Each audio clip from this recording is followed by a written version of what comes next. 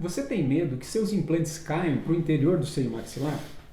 Você deixa de realizar a instalação de implantes na região posterior de maxila, ou então procura tratamentos alternativos à instalação de implantes quando se trata da região do seio maxilar? Nós somos Hugo Icamati e no vídeo de hoje nós vamos mostrar para vocês qual é a principal causa da migração de implantes para o interior do seio maxilar, mas principalmente nós vamos mostrar para vocês uma técnica segura de fazer essa instalação de implantes prevenindo esse tipo de deslocamento. O cirurgião dentista não é habituado a trabalhar com essas grandes cavidades da face que fazem parte do nosso espectro de atuação, que são os seios maxilares.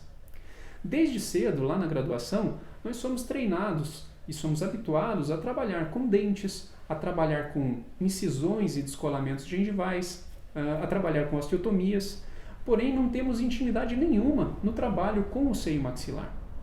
E isso, por muitas vezes, continua acontecendo até mesmo nos cursos de pós-graduação.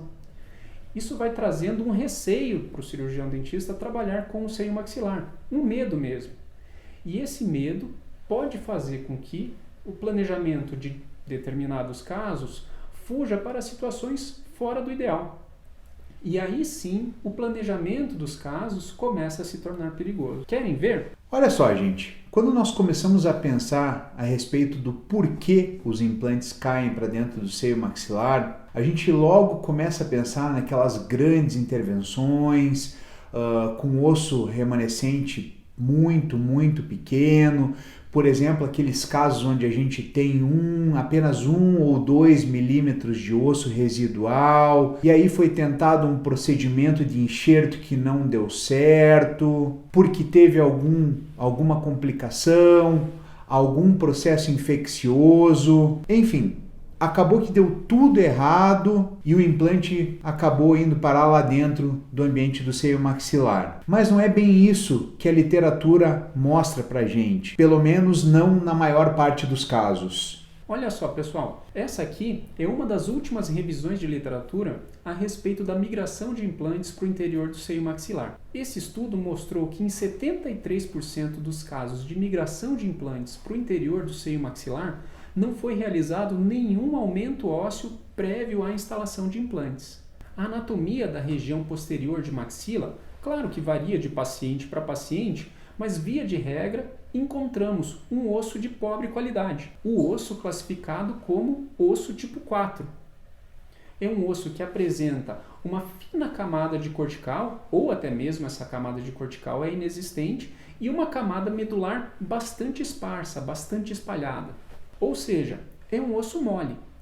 É consenso na literatura que o índice de sucesso de implantes instalados em osso de pobre qualidade é menor do que o índice de sucesso de implantes instalados em osso de mais qualidade, em osso mais duro.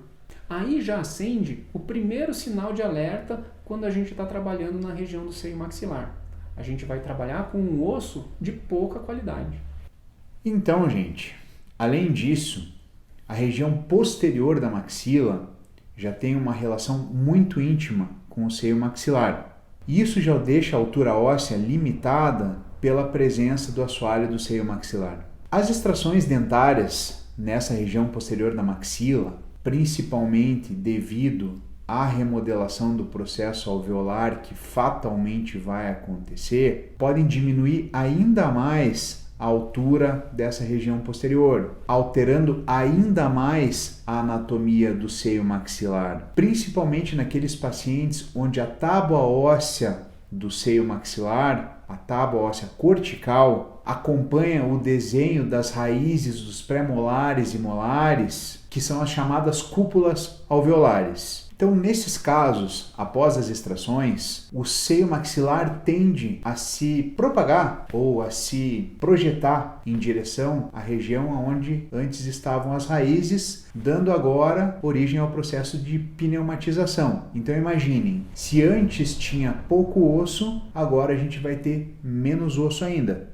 Aí aparece o segundo sinal de alerta. A altura óssea pequena. Nós temos o osso de pouca qualidade, ou seja, pequeno e fraquinho. E aí, gente, com essa característica óssea, é muito importante realizar um diagnóstico muito preciso da região, porque planejamentos simplificados acabam deixando o planejamento imprevisível e o resultado mais ainda. Olhem só essa situação. Vemos aqui a região do primeiro molar superior direito, onde temos um remanescente ósseo pequeno, uma altura óssea pequena. Se fizermos uma medida rápida e sem precisão, podemos indicar a instalação de implantes sem aumento ósseo prévio, e isso sim pode se tornar uma situação perigosa. Se a medida não está precisa, no momento da fresagem, nós podemos romper o soalho do seio maxilar.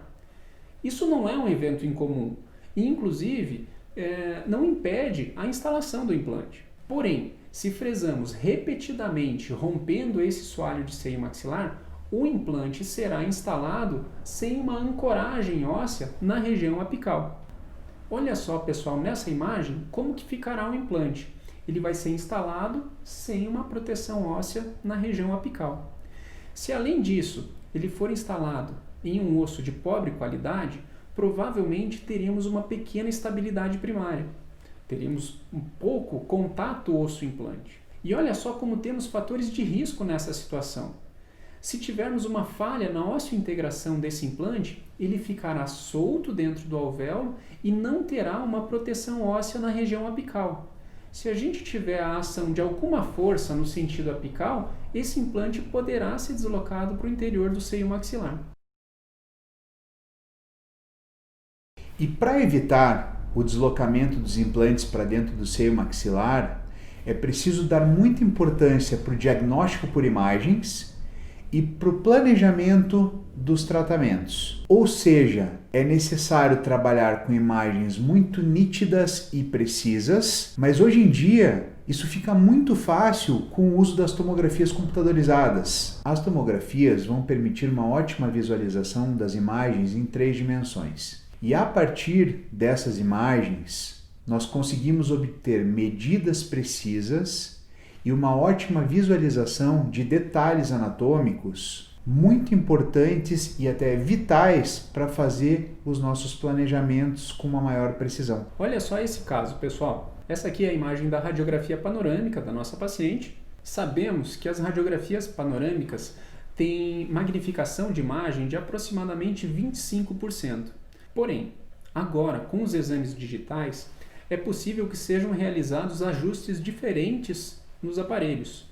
E é muito importante que vocês entrem em contato com o radiologista de vocês para verificar qual que é a magnificação da imagem que vocês estão recebendo. Nessa panorâmica, nós fizemos a medida e encontramos um remanescente ósseo de 6 milímetros para a região da instalação do implante. E essa aqui é a imagem da tomografia computadorizada Cone-Beam. Aqui sim conseguimos uma imagem bem mais precisa e, além disso, uma imagem tridimensional que já nos mostra o desenho do seio maxilar da paciente. Na tomografia, a medida da altura óssea da região foi de 5 milímetros. Olhem só a diferença. Então, se nós assumíssemos a medida da radiografia panorâmica como medida de trabalho, que eram aqueles 6 milímetros de osso remanescente, e fizéssemos a instalação de um implante curto dentro de um osso de pouca qualidade, gente, fatalmente nós poderíamos cair dentro daquela situação que nós citamos anteriormente, certo? Então, um implante curto em um osso pobre, sem ancoragem apical, então fatalmente nós estaríamos trabalhando em uma situação de risco. Para trabalhar com segurança numa situação dessas, com um remanescente de 5, 6 milímetros, nós teríamos que estar trabalhando com elevação do assoalho do seio maxilar, seja por maneira direta ou indireta.